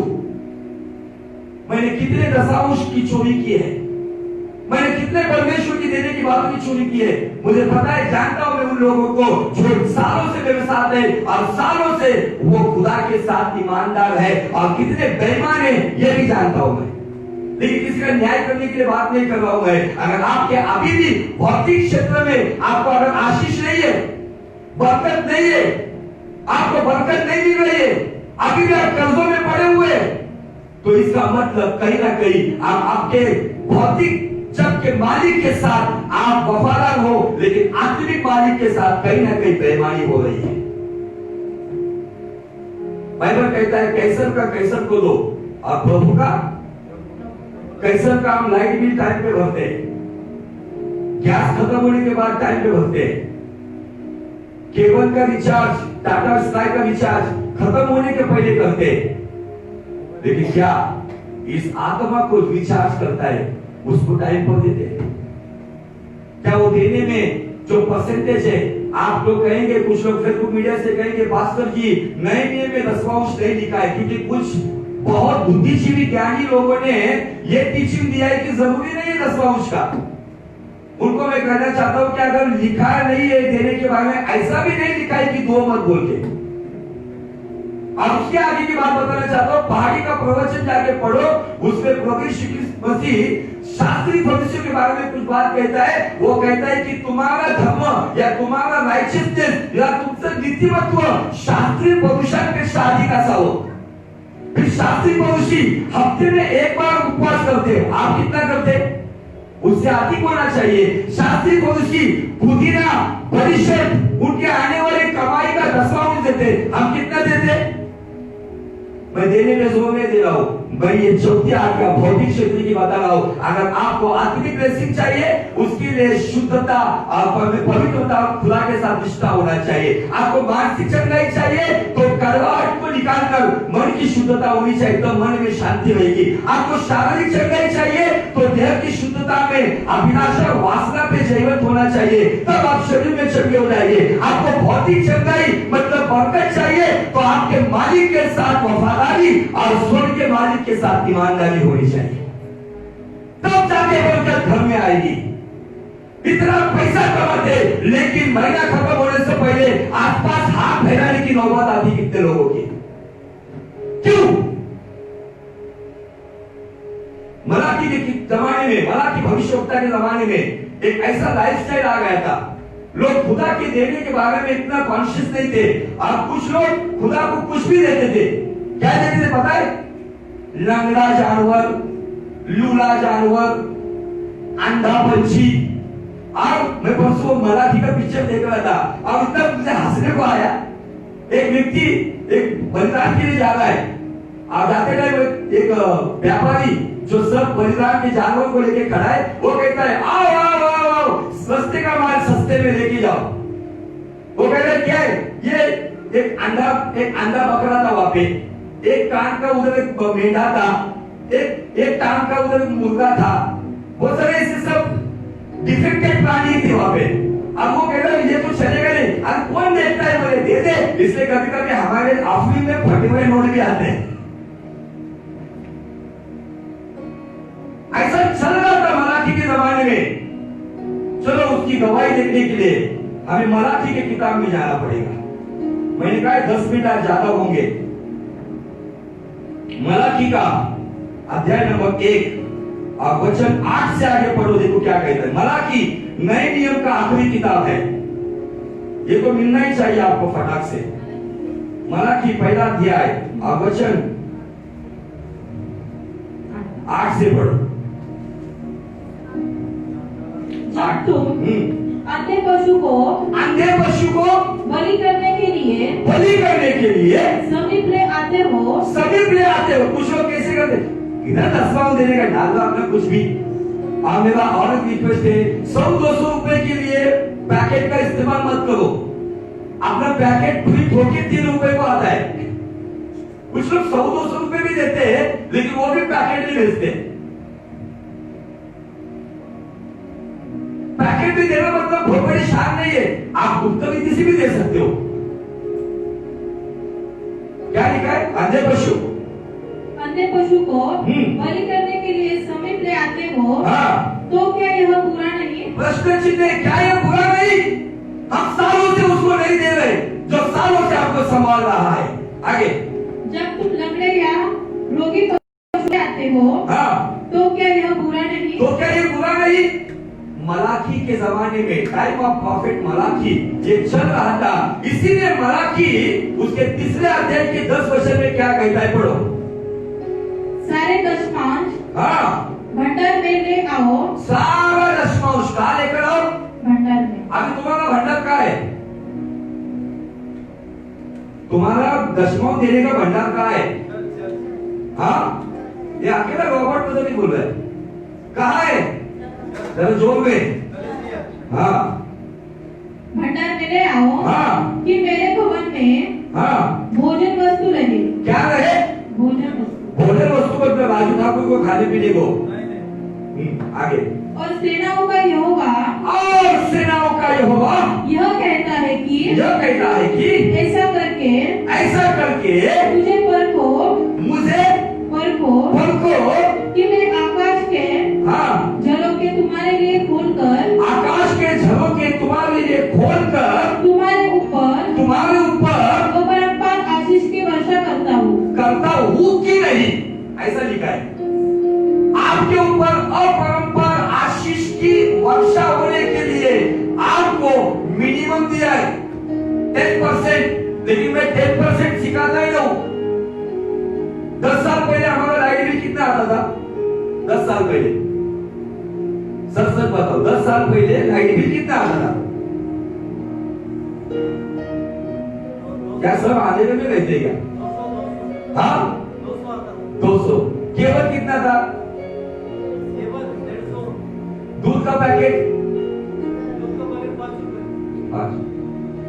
सब्जी तरकारी पंची 1 किलो। चिकन हाँ, आगे कितना है? अगर समय के साथ 200 रुपए का लाइट बिल अगर मैं 1200 रुपए भर रहा हूं,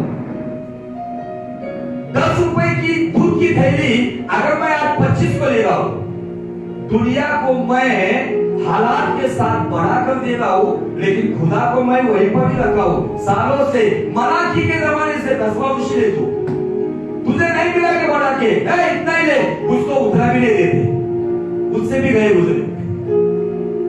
यहाँ पे यही प्रचार एक बहन ने किया था, कुछ लोगों को अच्छा नहीं लगा, लेकिन ये तरीका है।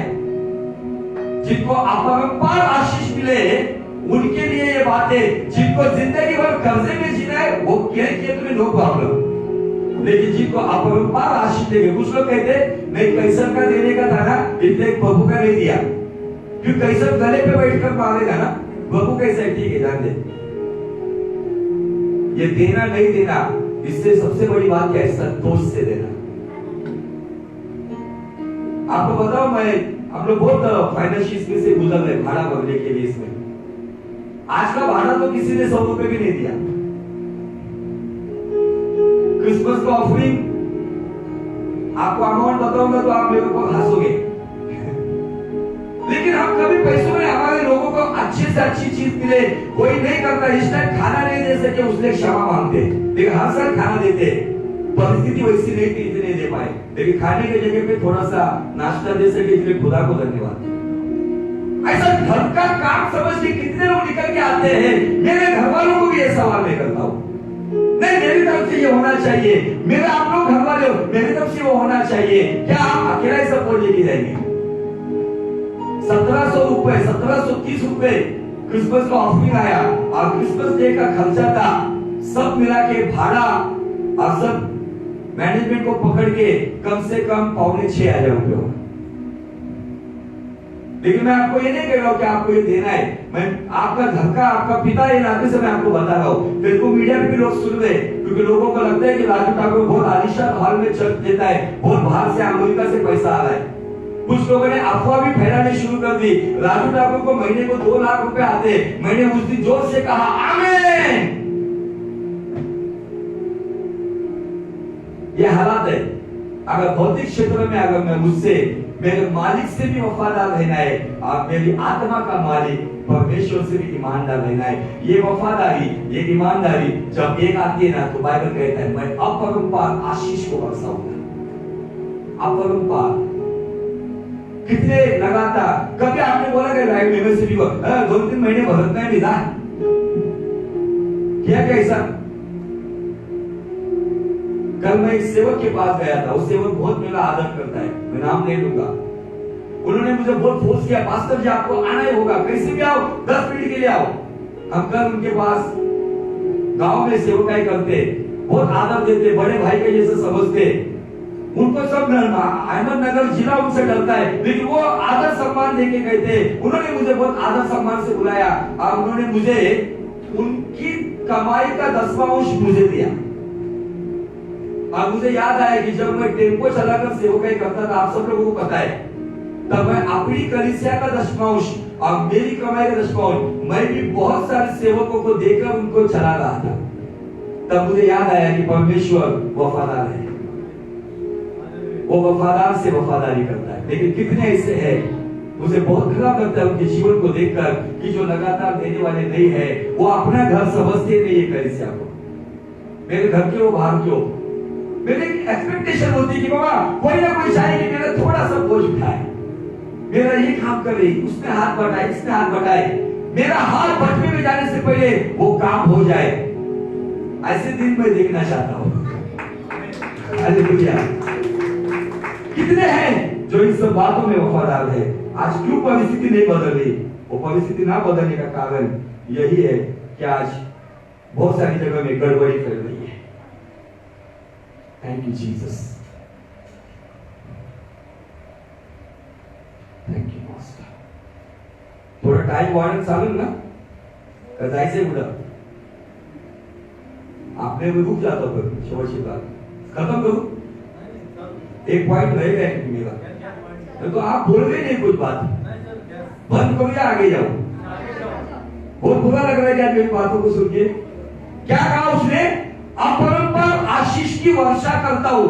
ब्लेसिंग नंबर 1, केवल ब्लेसिंग नहीं, अपरंपार ब्लेसिंग। आगे वर्षा करता हूं कि नहीं? हाँ, मैं तुम्हारे लिए करने वाले, तुम्हारे लिए नाश करने वाले कि ऐसा भुड़कियों की, ऐसा भुड़कूंगा, ऐसा शब्द है वो।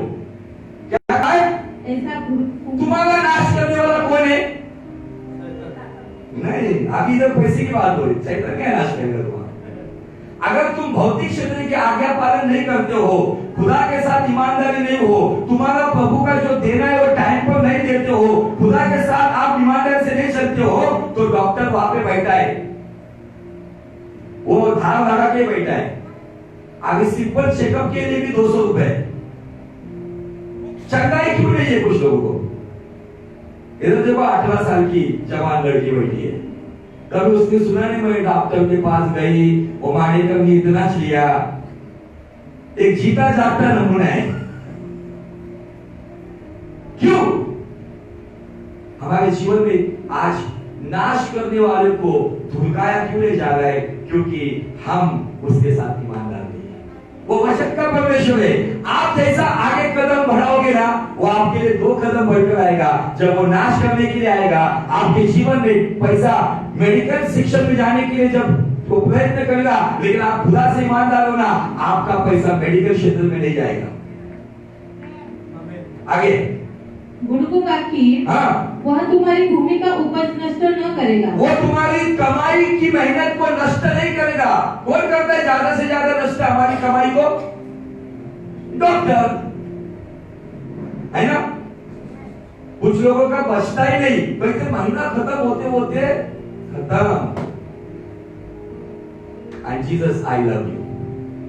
आगे और तुम्हारे दाखलताओं के फल, आप तुम्हारे दाखलताओं के फल कच्चे न गिरेंगे। कच्चे ना गिरेंगे। सेनाओं के यहोवा का यही वचन है। सेनाओं के यहोवा का स्पेशली वर्ड यही वचन है। यही वचन मतलब क्या?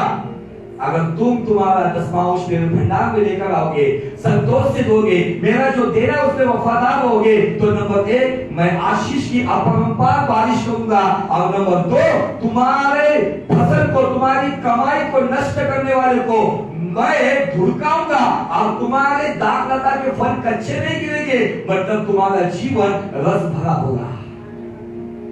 ये 3 ब्लेसिंग है एक काम के ऊपर। चलो जल्दी दूसरा वचन पढ़ते। दूसरा कवित्व का किताब 9वां अध्याय वचन 7। हर एक जन जैसा मन में, हाँ देखो, अब यहाँ पे बैठे बैठे कुछ मन में सोचा क्या आप प्रभु के साथ ईमानदार रहेंगे? थोड़ा सुनना चाहता हूं मैं। कितने लोगों ने सोचा कि मैं आज से अभी प्रभु से देने के बारे में ईमानदार होगा? कितने लोग हैं? मैं वचन से बात करूंगा, कोई मेरे दिल की बात नहीं। जिन्होंने आज सोचा है कि मैं प्रभु के साथ देने के बारे में ईमानदार होगा, देखो क्या कहता है कलाम उनके लिए। हर एक जन जैसा मन में जैसे मन में ठाना वैसा ही दान करे, न कुड़कुड़ अरे कशाला जैसे तड़तड़ी देखो ना कुड़कुड़ के हाँ और न दबाव से। और राजू ठाकुर के दबाव में तो बिल्कुल नहीं। ऐसा भी कुछ लोगों ने बदनाम किया है मुझे, बिल्कुल नहीं भी नो प्रॉब्लम। आपको वचन सिखा रहा हूं, आपको पालन करना है नहीं करना है, दिस इज योर चॉइस। आगे और न दबाव से हाँ क्योंकि परमेश्वर हाँ हर से देने वाले से प्रेम रखता है। हालेलुया। परमेश्वर उससे प्रेम रखता है जो हर्ष से देता है। वाह, आप परमेश्वर से प्रेम करते हो, लेकिन परमेश्वर आपसे प्रेम करे इसका सबूत यहाँ पे है। थोड़ा सा आगे जाएंगे और कुछ वचन को पढ़ेंगे जो 12 वचन से आगे 12 क्योंकि हाँ इस सेवा मतलब कौन सी सेवा? हाँ, कुछ लोगों को लगता है केवल पास्टर की सेवा है, अपोस्टल की सेवा है, प्रीचिंग की सेवा है, आराधना की सेवा है। नहीं, देना भी एक सेवा है, तब जाके मेवा मिलेगा। इस सेवा के द्वारा सेवा के पूरा करने से, गौर से सुनो, करने से न केवल पवित्र, क्या लिखा है? इस सेवा को पूरा करने से, कुछ लोग पूरा नहीं करते, अधूरा करते। 2 महीना देने का, 4 महीना छुट्टी लेने का, 1 महीना देने का, 5 महीना छुट्टी लेने का, ये पूरा नहीं होता है। अबे हाथ ऊंचा उठाया है, आपने प्रभु के सामने एक बात सुनी है, आपने मन में ठाना है, तो प्रभु को साक्षी मानकर अपने मालिक से वफादार और आत्मा का मालिक खुदावन से ईमानदार बन के करो। पूरा करने से हाँ न केवल पवित्र लोगों की आवश्यकताएं पूरी होती है, हाँ परंतु हाँ लोगों की ओर से हाँ परमेश्वर का भी बहुत धन्यवाद होता है। हालेलुया। हालेलुया। स्वर्ग में आपके लिए धन्यवाद दिया जाता है ये सेवा करने की वजह से। क्या आपकी इच्छा है कि आपकी ये लगातार ना रुकते हुए लगातार की हुई जाने वाली सेवकाई के द्वारा, ये पूरी सेवकाई के द्वारा, क्या आपकी इच्छा है कि आपके लिए धन्यवाद दिया जाए? तो मालिक से वफादार और ऊपर के मालिक से ईमानदार हो। आगे, क्योंकि हाँ इस सेवा को हाँ प्रमाण स्वीकार कर वे हाँ परमेश्वर की महिमा प्रकट करते हैं। हालेलुया। हालेलुया। इस सेवा का प्रमाण प्रकट करके क्या लिखा है? परमेश्वर की महिमा प्रकट करते हैं कि तुम मसीह के सुसमाचार को मानकर हाँ उसके अधीन रहते हो। हालेलुया। हालेलुया। ये भी अधीनता को लेकर आता है। समझ में आया? मैं ज्यादा नहीं बोलूंगा तेरे के बाद, लेकिन ये महत्वपूर्ण बात बता रहा हूं, आपको पूरा करना है या अधूरा करना है, दिस इज योर चॉइस। अगर इस क्षेत्र में, अगर आपके जीवन में सालों से आप फैमिली प्रॉब्लम में, फाइनेंशियल क्राइसिस में आज बीत रहे हो, तो कहीं ना कहीं इस सेवा को हम कर रहे हैं। कुछ लोग कर रहे कभी कभी, कुछ लोग कर रहे थोड़ा थोड़ा, कुछ लोग कर रहे त्योहारों पे, कुछ लोग तो कर दे रहे। अभी आप ये बात सुनो कि यहाँ पे जो कुछ लोगों ने मुझसे वायदा किया है हम लोग लगातार करेंगे। मैं कभी उनको आपको पता है कुछ चर्चेस ऐसे मुना के अंदर उनके पास्टर 12 तारीख के बाद लिस्ट लेके बैठते हैं और फोन करते हैं, सिस्टर कोमल ठाकुर आपका 10वां अंश नहीं आया, कब भेजने वाले हो? ब्रदर सैम ठाकुर आपका कमाई का 10वां अंश नहीं आया है। लिस्ट लेके बैठते हैं। मैं जब विजिट को गया तो पास्टर क्या कर रहे, फॉलो मिनिस्ट्री, ओके 2 मिनट करो, मैं बैठता हूँ। अब मैं सुन रहा था, वो 2 मिनट में 4 कॉल हो गए। अब लोगों को आगाह किया जा रहा था। मैंने आज तक एक कॉल किया आपको, मैंने आज तक आपको पूछा, मैं तो आपको यहाँ से आगे बात बता, जब मैं अभी भाड़ा बनी नौबत है, मैं रात को प्रभु से प्रार्थना कर, प्रभु नहीं दे रहे, नहीं हो रहा, नो प्रॉब्लम, तू मुझे बोल, मैं फिर से जॉब पे जाऊं, मैं जाने को तैयार हूं, लेकिन मैं बंद नहीं करूंगा। भले नहीं आया ऑफिस, नो प्रॉब्लम, लेकिन मैं फिर से काम करूंगा ताकि कम से कम मैं इसका भाड़ा भर सकूं। मैं प्रभु से प्रार्थना करूंगा, प्रभु मुझे सिग्नल देता है ग्रीन सिग्नल, तो मैं चला भी जाऊंगा। मेरा मेरे मिसेस का बातचीत भी हो गया, उसने भी कहा नहीं होता है, नो प्रॉब्लम, आप जाओ, कम से कम आप कम से कम 3 भाड़ा तो भी आप खड़ा करो।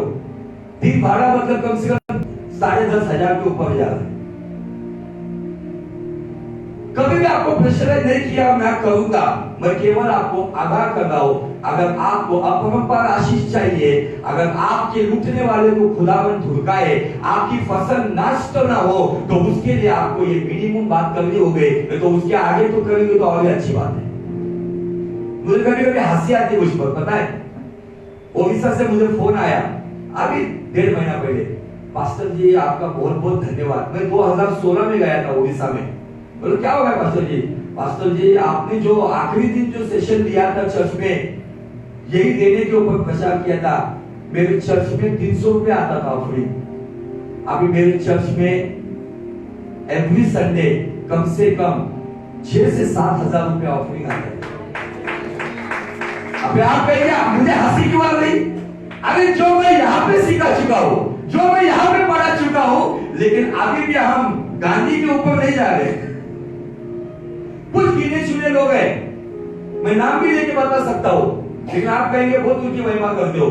मैं उनका आदर करता हूँ, आपका हाथ जोड़ के आभारी भी हूं मैं कि आप ना भूलते हुए, जिन्होंने लॉकडाउन में भी मुझे अकाउंट में पैसा भेजा, आपका पूरा पैसा जरूरतमंद सेवकों के लिए हमने भेजा है।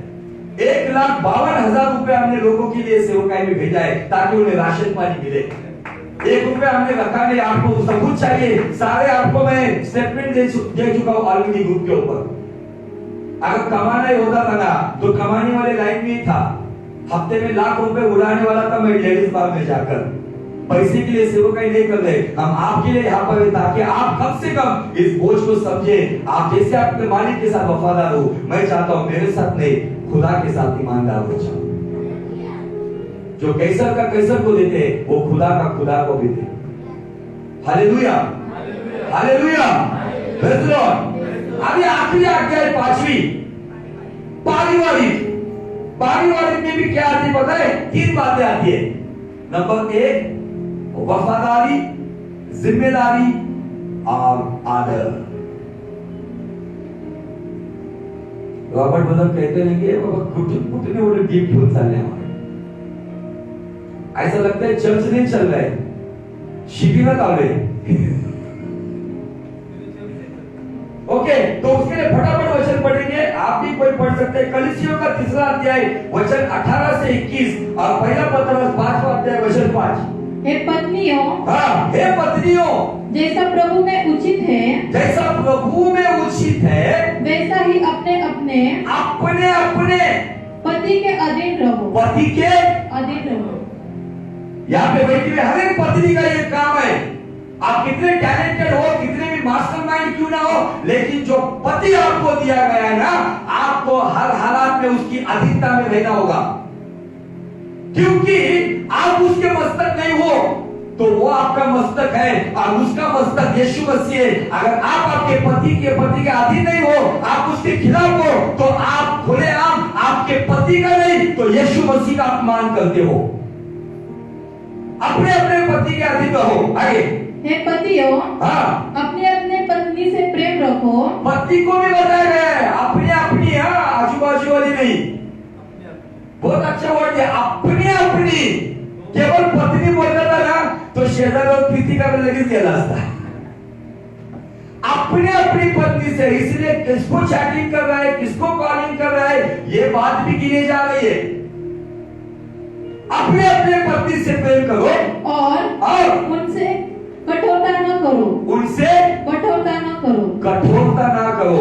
आगे, हे बालकों, अभी यहाँ पे बालकों, बच्चों, आगे, सब बातों में अपने अपने माता पिता की आज्ञा का पालन करो। सब बातों में, आप कितने भी बड़े क्यों ना हो जाओ, आप कितने पढ़े लिखे क्यों ना हो, लेकिन सब बातों में अपने अपने माता पिता की आज्ञाओं का पालन करो।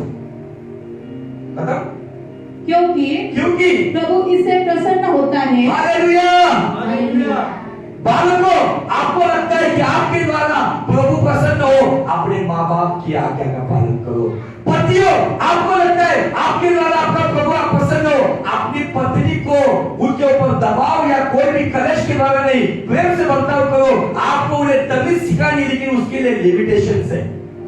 पत्नियों, आपको परमेश्वर पसंद हो ऐसा लगता है तो अपने पति के अधीनता में रहो, उसका इंसल्ट हो, उसका अपमान हो, ऐसा कोई बर्ताव ना करो कि जिसकी वजह से आपके द्वारा पति का नहीं तो खुदावंद यीशु का अपमान हो। आगे, हे बच्चे वालों, अपने बालकों को तंग न करो। अपने आगामी बाबा को बोला गया, कुछ लोग बच्चे को घड़ी करते, ये मत कर, वो मत कर, अपने बच्चे को तंग मत करो, न हो कि उनका साहस टूट जाए। घड़ी उनको डंडा मत मारो, लेट देम फ्री। घड़ी उनको बांध के मत रखो, इधर मत जाओ उधर मत, अरे छोड़ना थोड़ा। शेर के बच्चे शेर होते हैं जिनको कोई डरा नहीं सकते। हालेलुया। मैं तो बिंदास छोड़ जाओ, बिंदास। मुझे पता है कि मेरा परमेश्वर उनकी रखवाली करने के लिए समर्थ है। मुझे ये भी पता है जो संस्कार मैंने मेरे बच्चों को सिखाए ना, मेरे बच्चे लेफ्ट राइट नहीं जाएंगे, वो परमेश्वर की हुजूरी में चलेंगे। हालेलुया। खत्म हुआ क्या ये? जल्दी ओके, ये पढ़ो ना, 1 पत्रस 5:5। इसी प्रकार हे नवयुवकों, जो भी यंगस्टर्स है यहाँ पे, वो यंगस्टर्स है भी चर्च में अपने, हे नवयुवकों, तुम भी प्राचीनों के अधीन रहो। प्राचीनों को मतलब अपने बड़े बुजुर्गों के अधीन रहो। वरन तुम सब के सब एक दूसरे की सेवा के लिए दिन से कमर बांधे रहो। ओके, अब ये 5 क्षेत्र क्या आ गया? भले आज ऑफरिंग नहीं हुआ तो नो प्रॉब्लम, लेकिन आज वचन को लेके जाओ। ये 5 क्षेत्र में खत्म हो गया? नहीं। हाँ, क्योंकि परमेश्वर अभिमानियों का विरोध करता है। परमेश्वर एरोगेंट पीपल्स जो बहुत एटीट्यूड से रहते हैं उनका क्या करता है? विरोध करता है। परंतु दिनों पर अनुग्रह करता है। हालेलुया। क्या ये 5 क्षेत्र की आज्ञा आपको समझिए? आत्मिक, मानसिक, शारीरिक, भौतिक, पारिवारिक, ये 5 क्षेत्रों में जो खुदा से प्रेम करता है वो इन 5 क्षेत्रों में परमेश्वर के साथ चलता है। और उन्हीं के लिए रोमियो 8:28 के अनुसार सभी बातें मिलकर भलाई को पैदा करती है। और वही लोग परमेश्वर की दृष्टि में 2 इतिहास 16:9 के अनुसार निष्कपट होते हैं, जिनके लिए खुदावन खुद दौड़ कर आता है और सामर्थ प्रकट करता है। लेकिन हमने इन क्षेत्रों में बहुत जगह पे बदमाशी की है, मक्कारी की है, गद्दारी की है, तो क्या इसके लिए पश्चाताप बनता है क्या? क्या आज ये साल का ये आखिरी संडे हम इसको पश्चाताप करते हुए अपने जीवन को खुदा के चरणों पे निछावर करते हुए एक अच्छी शुरुआत के लिए क्या हम पश्चाताप के लिए तैयार हो सकते हैं क्या? तो मैं कहता हूं इसलिए नहीं, जिसको लगता है कि नहीं मैंने बहुत गलतियां की है, आत्मिक क्षेत्रों में मैंने बनावट जीवन जिया है, मानसिक क्षेत्रों में अभी भी मेरे मन में किसी के प्रति विरोध और ईर्ष्या है, शारीरिक क्षेत्रों में अभी भी कुछ गलत बातें, व्यसनों की बातें लगी हुई है, भौतिक क्षेत्रों में अभी भी मैं मेरे मालिक से वफादार नहीं, खुदा से ईमानदार नहीं, और पारिवारिक क्षेत्रों में मैं परिवार में भी ठीक नहीं हूं। तो आओ, ये समय है उसके चरणों में आने का। Thank you Jesus. पश्चाताप करने से पहले मैं 2 बात बताना चाहता हूं। आप बोलेंगे बहुत 2 बात हुई।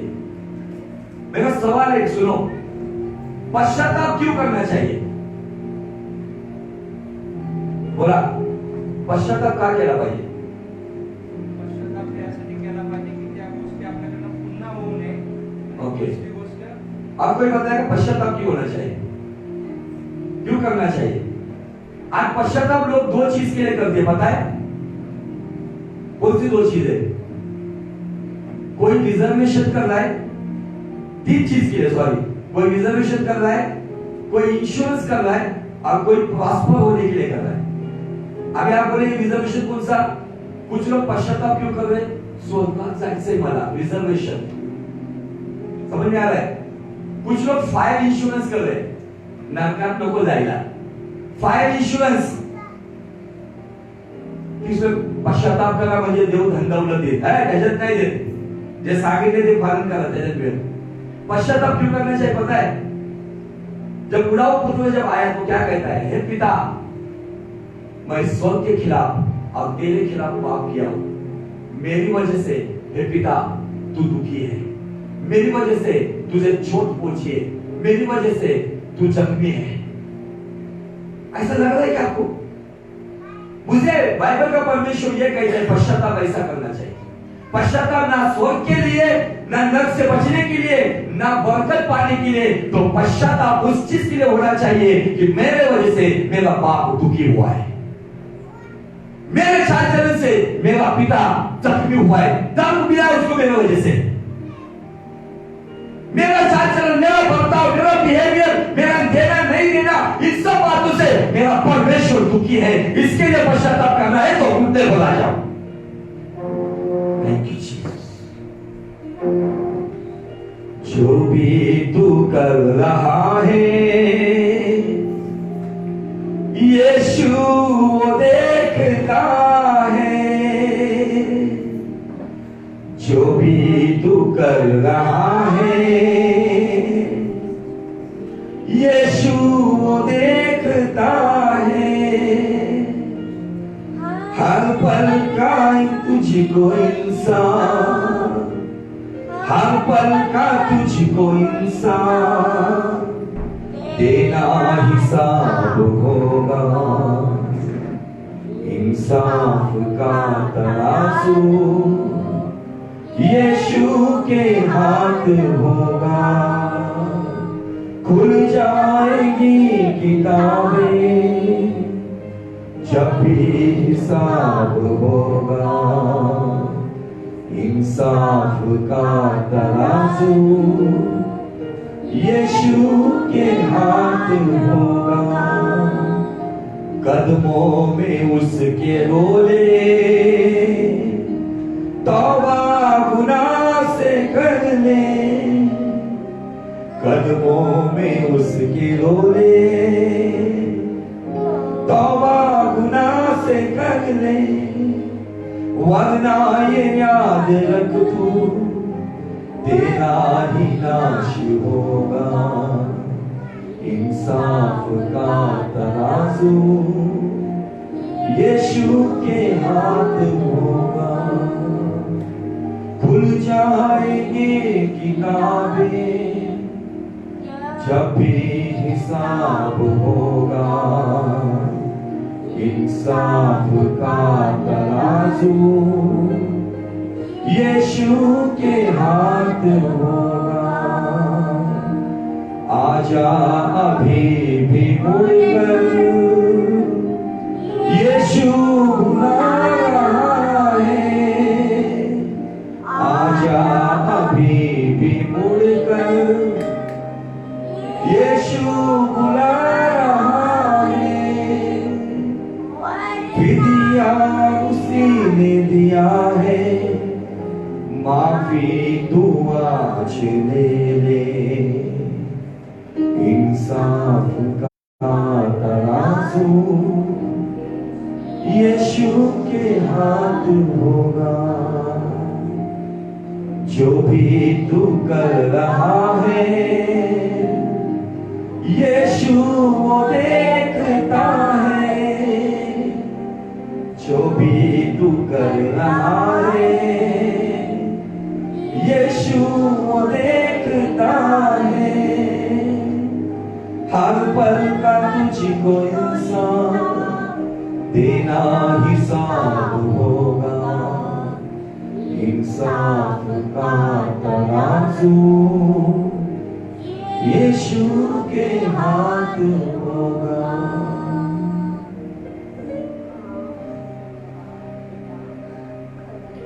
प्रभु तेरे बच्चे तुझसे बात कर रहे हैं, वो आज स्वर्ग जाने के लिए या नरक से बचने के लिए या बरकत पाने के लिए पश्चाताप नहीं कर रहे, तो उन्हें एहसास हो रहा है कि उड़ाऊ पुत्र के समान के, हे बाप, मेरी वजह से तुझे चोट पहुंची है, मेरे बर्ताव से तू दुखी है, मेरे आत्मिक, मानसिक, शारीरिक, भौतिक और पारिवारिक क्षेत्र में मैंने कहीं ना कहीं तेरी आज्ञाओं का उल्लंघन किया है, जिसकी वजह से हे पिता, मेरी वजह से तू दुखी दुखी है उस पापी पर दया कर। जैसे वो चुंगी लेने वाला दरवाजे के पास वो स्वर्ग की ओर देख नहीं पाया और छाती पीटते पीटते कहा, हे परमेश्वर उस पापी पर दया कर। क्योंकि वो जानता था, वचन जानने के बावजूद भी वो तुझसे बगावत करता था। वो उड़ाव पुत्र ने यह नहीं कहा कि पिता मुझे फिर से बेटा बना, वो कहता है कि पिता मैं बेटा कहलाने के लायक नहीं हूं, मुझे नौकर बना के रख। इसे कहा जाता है एक सच्चा पश्चाताप। दाऊद कहता है कि परमेश्वर मैंने तेरे और तेरे खिलाफ पाप किया है, मेरी वजह से तू दुखी है पिता। मेरे धर्मी होने के लिए तूने अपने पुत्र को दिया, लेकिन मैंने वो उस बलिदान को व्यर्थ ठहराकर मैंने 5 क्षेत्रों में कहीं ना कहीं गलती की है। आज उस गलती की मैं माफी चाहता हूं कि जिसकी वजह से पिता मेरी वजह से तू चोट खाया है, तू दुखी है। मेरा पश्चाताप मुझे स्वर्ग मिले या ना मिले, नरक से बचाया जाओ या ना जाओ, मुझे बरकत मिले या ना मिले, लेकिन आज मैं तेरी नजरों में वो जगह पाना चाहता हूं जहां पर मैंने तुझे ठेस पहुंचाई है। दया करना चाहिए, दया कर। तेरे लोग पश्चाताप कर, तेरे लोगों पे कृपा कर राजा। प्रभु नाना क्षेत्र में गलतियां की है प्रभु, मुझ पापी पर दया कर। कुछ अनजाने में गलती की है, कुछ जानबूझकर गलती की है। मैं मांगता हूं प्रभु इस साल का ये आखिरी इतवार है, इस साल को खत्म होते होते प्रभु उनके जीवन के ये गलत काम भी आज खत्म हो जाए, ताकि नए साल में प्रभु एक नई आशीष की शुरुआत, एक नया पवित्रता की शुरुआत, एक वफादारी की ईमानदारी की शुरुआत, आज्ञाधारकपना की शुरुआत, एक अच्छे जीवन की शुरुआत इस नए जीवन में होने दे खुदावन। लोग रो रहे प्रभु, बदल दे उनको। बहुत सारी गलतियों के बाद प्रभु तेरे पास वो आए हैं और वो चाहते कि पिता तू क्षमा कर, तू क्षमा करने वाला बाप है।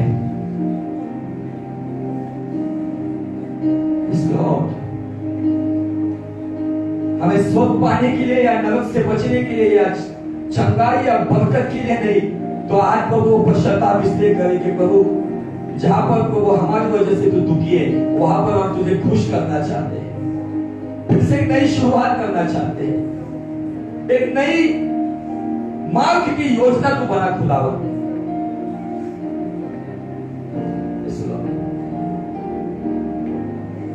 तेरी इच्छा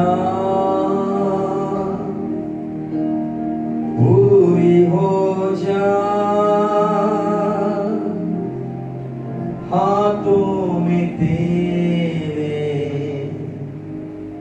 जीवन है मेरा, मैं मिट्टी हूँ तू है कुम्हार,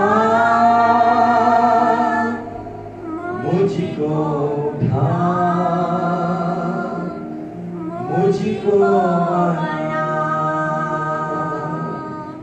अपनी मर्जी से चलता रहा, तुझको कभी अपना ना कहा, लेकिन प्रभु आज से मैं मेरे क्रूस को ले लेता हूँ, मेरे क्रूस को ले चलता हूँ, लेकिन प्रभु आज से मैं तेरे क्रूस को ले चलता हूँ।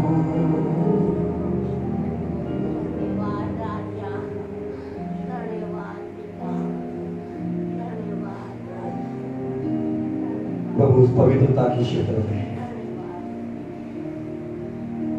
आत्मिक क्षेत्र में, मानसिक क्षेत्र में, मन की शुद्धता और क्षमाशीलता में जो मनुष्य के प्रति व्यवहार है, शारीरिक क्षेत्र में देह की शुद्धता, अभिलाषा और वासना कर पीछे जो व्यक्तिगत व्यवहार, समाज के साथ व्यवहार, रिश्तों के साथ व्यवहार, जो भौतिक क्षेत्र में कि प्रभु मालिक के साथ वफादारी और तुझसे ईमानदारी, जो संसार के साथ वफादारी और खुदा के साथ ईमानदारी, प्रभु परिवार में प्रभु रिश्ते नातों में ईमानदारी, जिम्मेदारी, आदर, इन क्षेत्रों में प्रभु कहीं ना कहीं हमने तुझे चोट पहुंचाई है। आज हम परमेश्वर झुकते हैं वहां पर, अपने आप को बदलना चाहते हैं ताकि तू फिर से उड़कर आए और हमें उस उड़ाऊ पुत्र के बाप के जैसा गले लगाकर हमें चूमे। ऐसा अनुग्रह कर, ऐसा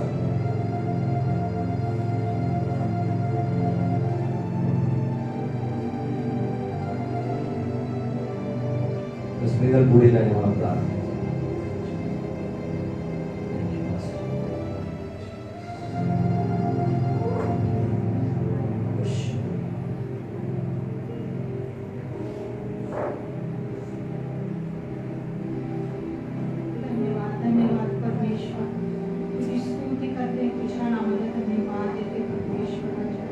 आज प्रथमतः माझ्या बाप्पा, आज माझ्या हातून झालेल्या ते सर्व चुका होत्या, अपराधामुळे इथे मी केलेल्या त्या प्रत्येक पातकाबद्दल आज मी तुझ्याकडून क्षमा मागते माझ्याकडून, कारण की तू आमचा क्षमाशील परमेश्वर आहेस बाप्पा। आज बाप्पा तुझी लोक, तुझी लेकरं परमेश्वर राजा, जो पश्चाताप तुझ्या जवळ करत आहे बाप्पा, जे झालेल्या चुकांची क्षमा असते तुझ्याकडे मागत आहे माझ्या राजा। आज त्या प्रत्येकाच्या जीवनामध्ये तू कार्य कर परमेश्वर राजा। आज त्या प्रत्येकाला मी तुझ्या हातामध्ये देते परमेश्वर राजा। आज या वर्षाच्या शेवटास तू आणले परमेश्वर राजा। होय माझ्या बाप्पा, झालेल्या त्या सर्व चुकांची, अपराधांची, कळत नकळत झाल्या त्या सर्व पापांची, दिठाईने केलेल्या त्या प्रत्येक पापाची आज माझ्या राजा आम्ही तुझ्याकडे क्षमा मागतो माझ्या पित्या, कारण की तू आमचा बाप आहेस आणि तू आमचा क्षमाशील परमेश्वर आहेस माझ्या राजा। आज आम्ही तुझ्या वेळेची देखील बापा ती चोरी केली परमेश्वर राजा। जो वेळ तू आम्हाला दिलाय परमेश्वर राजा, त्याच्याशी आम्ही प्रामाणिक नाही राहिलो परमेश्वर राजा, पण इथून पुढे देखील परमेश्वर राजा तुझ्या वेळेचा तो दशमांश देण्यासाठी आज विशेष करून तुझी कृपा तू प्रत्येकाला पुरवणारा आमचा जिवंत परमेश्वर आहेस माझ्या राजा। होय बापा, आमच्या या पाची क्षेत्रामध्ये परमेश्वर राजा आज तू विशेष करून कार्य कर परमेश्वर राजा। होय बापा, तू प्रत्येकाला आज तुझ्या हातामध्ये घे, प्रत्येकाचं ते कठीण अंतःकरण आज तू मौसमय देहामध्ये बदललेस परमेश्वर राजा। धन्यवाद माझ्या दायकांना, तुझी स्तुती करतो, तुझ्या नामाला धन्यवाद देतो पित्या परमेश्वर राजा। आणि इथून पुढे बाहेर पडत असताना परमेश्वर राजा प्रत्येकाने परमेश्वर राजा तुझ्याशी प्रामाणिक असावं परमेश्वर राजा, तुझ्याशी इमानदार असावं माझ्या राजा। असं कार्य प्रत्येकामध्ये तू कर परमेश्वर राजा। याची आठवण बाप्पा त्यांना प्रत्येक दिवशी बाप्पा तू हो करून दे परमेश्वर राजा। तू कार्य करणारा आमचा जिवंत परमेश्वर आहे। तुझी स्तुती करा, तुझ्या नामाला धन्यवाद दे। मार्क 11:24 या वचनाची सहमत येशूच्या गोड आणि प्रेमळ नावाने मागतो म्हणून तुझं आमेन। हालेलुया। ही वेळ आहे आपलं उत्तम ऑफरिंग, आपलं देवाला जे देणं दशांश, त्याचप्रमाणे ज्यांनी हॉलचं भाडं देण्याविषयी जे कमिटमेंट केलेलं आहे त्या सर्वांनी आपली मूठ देवाच्या भांडारात मोकळी करावी।